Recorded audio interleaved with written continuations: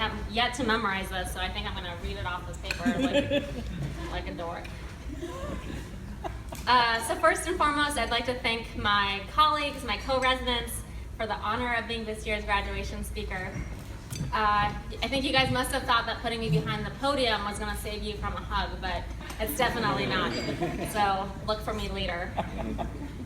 So as many of you know, I emigrated here to the US when I was 7 years old with my mother and my 2 brothers. We came here looking for better access to higher education, which in our home was the American dream. My parents decided that it was in our best interest to leave everything they knew behind and move to a place where we could follow our dreams unobstructed by government and politics. So they made the sacrifice of uprooting from the sprawling skyline of Tehran to Olathe, Kansas, which, as you might imagine, was not quite the metropolis they were used to. In Kansas, being young gave me the advantage of learning to speak English quickly and at a very young age, and without much of an accent, except for my Kansas twang, of course. I soon became an unofficial interpreter for my family and for friends, other Iranians, and their hospital visits and their doctor's visits, where Farsi interpreters were difficult to come by. Long before medical school and residency, I had an intimate look into the patient-physician relationship and the interactions. I distinctly remember being present at appointments where doctors left their patients feeling healed simply by listening to them or holding their hand.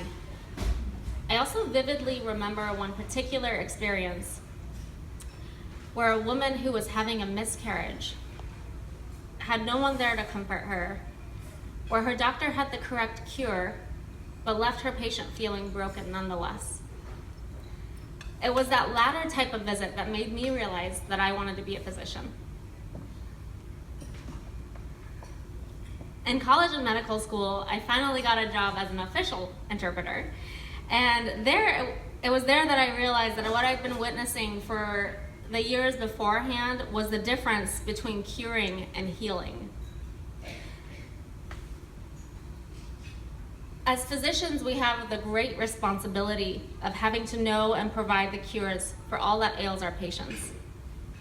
But perhaps the greatest tool at our disposal is the power to heal. So when I was searching for a residency program, I knew that I wanted to be in a place where I could train in the healing art of medicine. I was blown away by Bayview. On my interview day, I witnessed a wards team led by Dr. Colburn spontaneously debriefing after the unexpected loss of a patient, how it had affected each of them personally and professionally. Allowing a brief pause in an otherwise hectic day for medical students, interns, and residents to heal emotionally after a traumatic incident. I realized right then and there that I had stumbled on something very special. After that, it only took 1 or 2 wildly elaborate metaphors by Dr. Hellman to realize that I felt very at home here. At Bayview, the Oslerian notion that the foundation to being a great physician is knowing your patient well and knowing your patient as a person is not a lofty concept, but the culture that permeates everything we do. At Bayview, the leadership understand the importance of collaboration between physicians, patients, families, and their communities.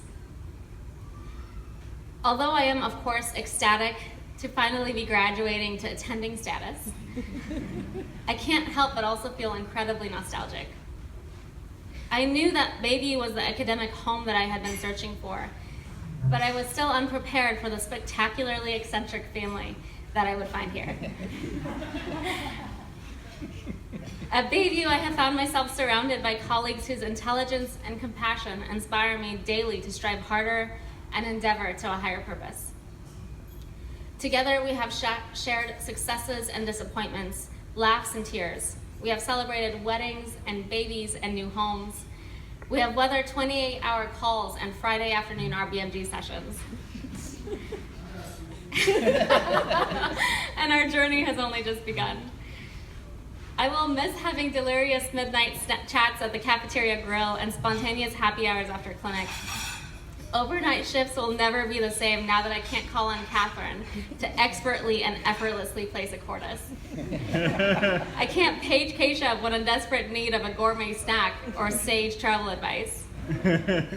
I doubt I will ever find another team room as beautifully decorated as one in which Ina has been a resident. Only at Bayview would three immigrants from Jamaica, Italy, and Iran discuss the finer points of their trip to Israel over jerk chicken and homemade pizza. I have no doubt that the bonds that I have forged here over the last few years are lifelong, and I, for one, certainly plan on maintaining our annual Friendsgiving tradition. To my co-residents who have become my family, I'd like to say thank you from the bottom of my heart. Thank you for your compassionate care of your patients and colleagues alike. Thank you for bearing with me through corny jokes and excessive numbers of cheesy group pictures.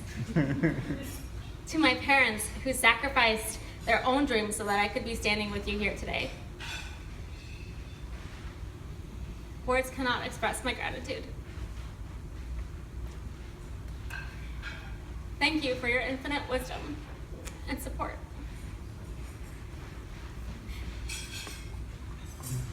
To my husband, Ben, who has basically become an honorary Bayview resident at this point.